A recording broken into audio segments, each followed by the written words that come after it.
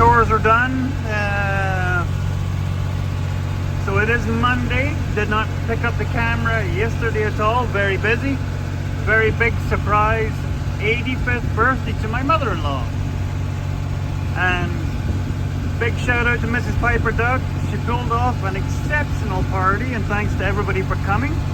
Thanks to everybody that sent in videos from afar that could not make it, including my dad. Yeah, it was an awesome day. Not much got done around the farm. And thankfully, that's how it's supposed to be. You can able to take a day away. So, like I said, we fed the heifers. I've got about half an hour, 45 minutes left of raking to do. I'll check the first stuff that was raked on Saturday and see if I can get it rolled up into bales. If not, I'll spend the rest of the day cutting the rest of the stuff. I do have to nip over to the Bennett's field and see if I can get that big stuff that I was cutting in one of the previous videos. Get that stuff either raked or just sort of check it over to see if I can get it baled up. So that might be in one of the next clips. So we'll get to the field. Crazy, we're starting to get water in the ravine again. Oddly enough, in one of my memories is that this time of year we quite often get a resurgence of water in the ravine. We'll take it.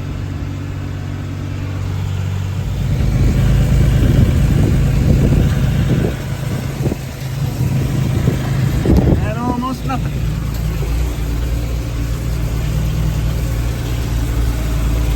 So, I think someone put it best in the last video on Sunday. Better than eating snow. Very true. Like I said, I will put this stuff into its own little grouping, and we will use these ones in the October feeding, where I start blowing out with the bale processor on the ground in the ravine where there is still grazing, but we start to add to it. So if they're grazing, they're still getting high nutrient from grass shoots, so they just need roughage to fill up on, and that's about all this is good for. Plus, if we're blowing it out in the ground, and what they don't need will just be turned back into compost. So yeah, I just got a bunch to do here around the slough, and then that's been caught up to the mower. And yes, I know, when I was raking the other night on Saturday night, why didn't I just go on and finish it? I don't like raking in points and around sloughs in the dark. It's too easy to get turned around and maybe make a mistake. So yeah.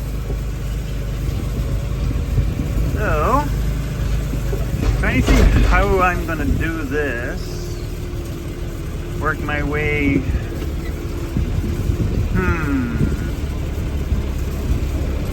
I don't think it's gonna matter actually. I'm just gonna rake through and then I'll come back and do these. If it was the big swaths like first cut, I would have to figure this out, but these swaths are not gonna be very big.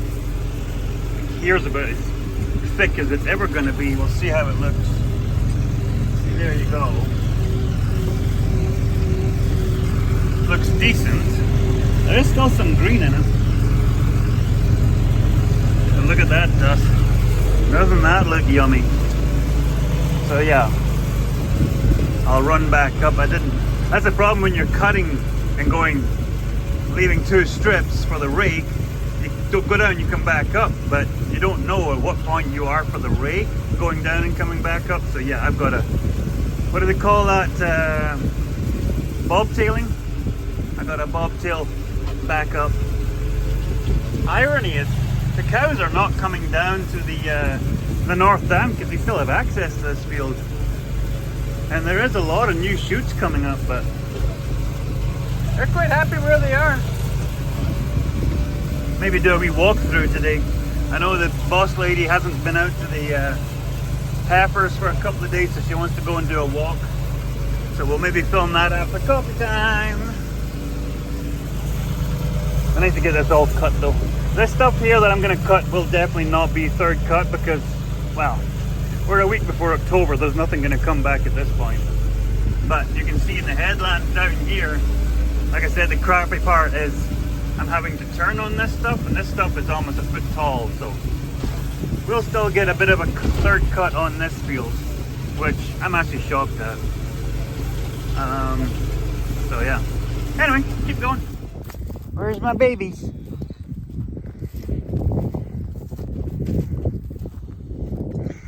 There's a racer's kid.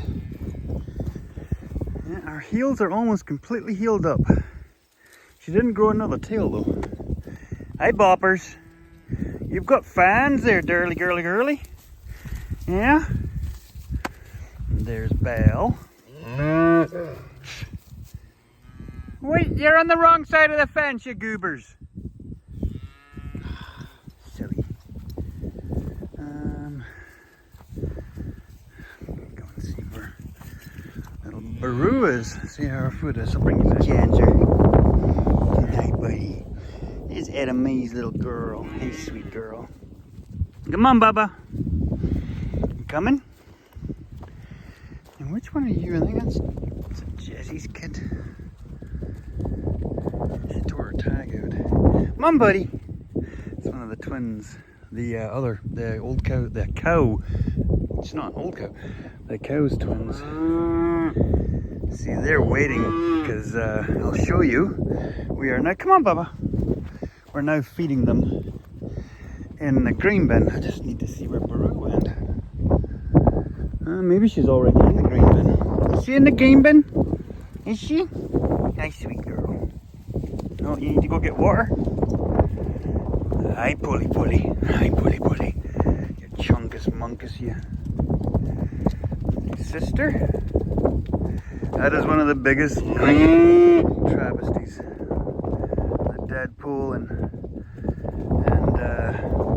Panda Girl, their mum, she's the one that dropped dead in the corral for no apparent reason. Absolute travesty. But look at these two. I say no, that. Considering they are grew up with no mum and they've been stealers, amazing. Come on, Bubbas. Okay. I'll walk them around and I'll go and get them the green. Come on, baby. Mum, boppers. Let's answer. Okay, we'll bring you back. This is the calf, the mum that died while we were in Scotland. And it had the worst limp, no infection. I think maybe it got the bone in its foot broken. Almost doesn't have a limp anymore. We call it Smeagol. Out of the creature of the Lord of the Rings, because you can't get near it, and it lives in the trees in the shadows till the other ones come in for water and food. So it's obviously the leg's still bugging it. Gosh, I'm covered in bugs, but man, that's a miraculous recovery. He might still be going in our freezer, but we'll see how he does after weaning's done. So, just gave this lot their dose down. So,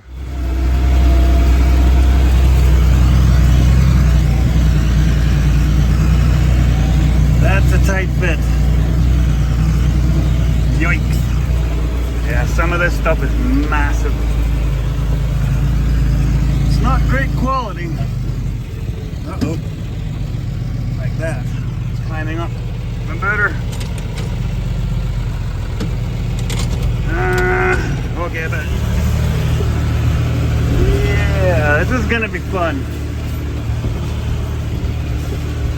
It's almost to the point where I could just leave it and come in and bale it. But there's all these little spots where the grass is like super heavy. It's green underneath. Yeah, look at some of those big piles. Hey! I probably should try and just flick one over, but I don't know where to put everything. That's the crappy part.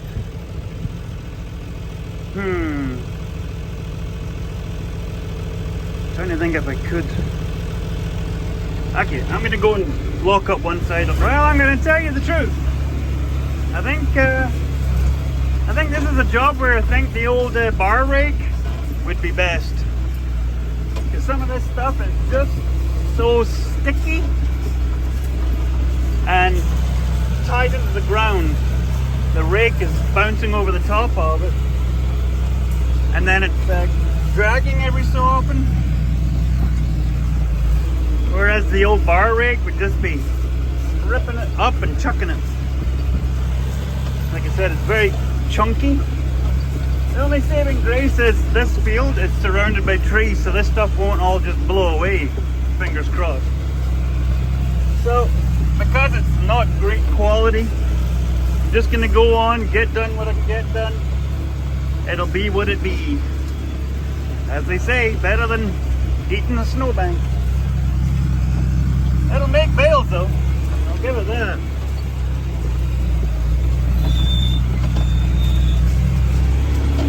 It's just a shame.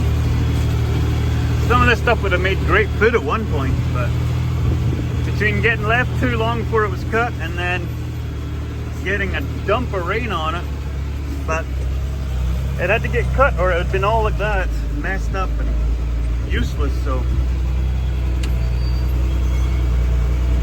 like I said, it'll make some kind of food. Like this stuff here is actually pretty good hay, but it's the stuff on the underside. I don't know if you can make it out here. There is some where you can see there's still green grass on the underside of the swath. Like here's really hard. You can see this, the rake is just skidding across the top of it. It's just pulling the top of the swath off. See it back there.